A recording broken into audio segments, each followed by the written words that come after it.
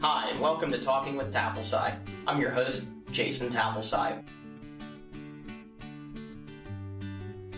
As you know, we've been talking about the growth, delivery, and support phases over the past few episodes. In last episode, we spoke with Natalie DiCario about the growth phase and essentially how do we spin the growth phase so that we can move the roadblock from the growth to the delivery team. And so this week, we're going to talk to a member of the delivery team on how do you spin the delivery phase in order to move the choke point from delivery over to support. So I would like to welcome Tim Linn, VoIP Innovations lead system engineer here, and he's going to talk to us a little bit about what is the delivery and what he does here for us. So welcome, Tim. Thank you. Yes, as part of the delivery team, it is my job to make sure that we deliver a product for our customer based off of some of the feedback that we hear from the growth phase. Okay, so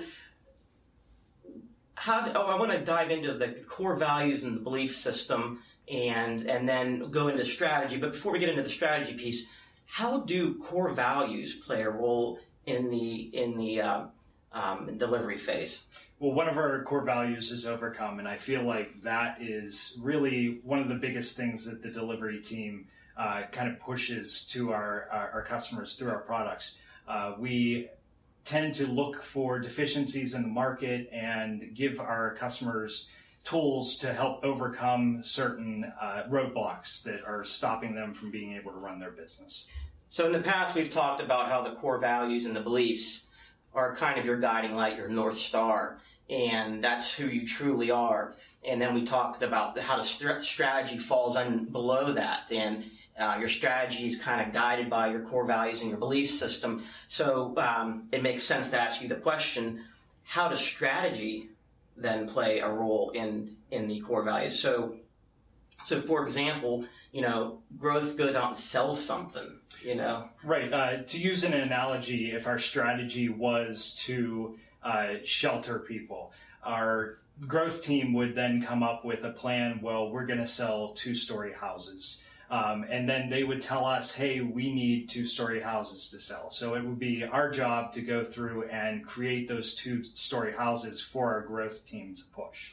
So I would imagine then, since we are now in the delivery stage now from the growth stage, there's a communication line between the growth phase and a delivery phase. And communication is big in all businesses, but I would imagine it's especially big in your phase. Absolutely. Without feedback from our growth team and even our support team, we wouldn't know what to build.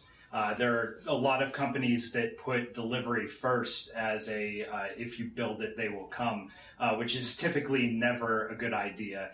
Delivery teams usually a few steps away from the customer, so they have to guess based off of maybe their personal needs or a perception of the market that isn't really grounded in correct information.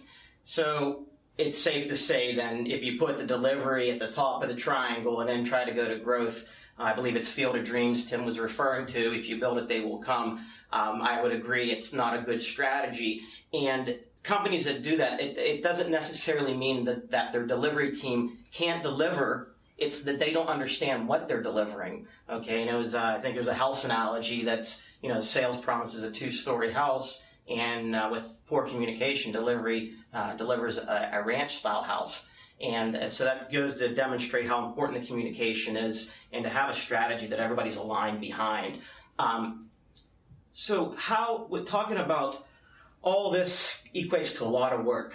How do you prioritize what gets built, what gets done? How does the team? I would imagine there's more that needs done than there are resources available. Yes, absolutely. And continuing on the house analogy, a house is built up of several rooms. So really, our goal is to prioritize what rooms are most important. And whenever you're looking at a product, typically about 80% of the value comes from 20% of the feature set. So in this house, we want to prioritize rooms that are commonly used, the living room, the kitchen.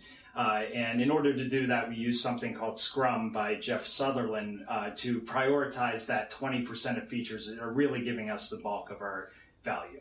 And it makes a good point. You're going to spend a lot of your time in your kitchen. You're going to want to prioritize a good amount of the budget to the kitchen, Right. and getting that done.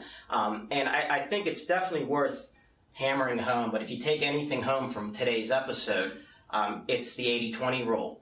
80% of a product's value comes from 20% of its feature set. To me, that's mind-blowing, and I can see why many companies start to venture into that 80% that's not really needed, and they start to focus on building those. So you have to be highly focused on what is that, where is that 20%? As Tim mentioned earlier, we rely on the growth team to say, hey, our buying personas want this feature set, and it's usually 20%, which will give you 80% value.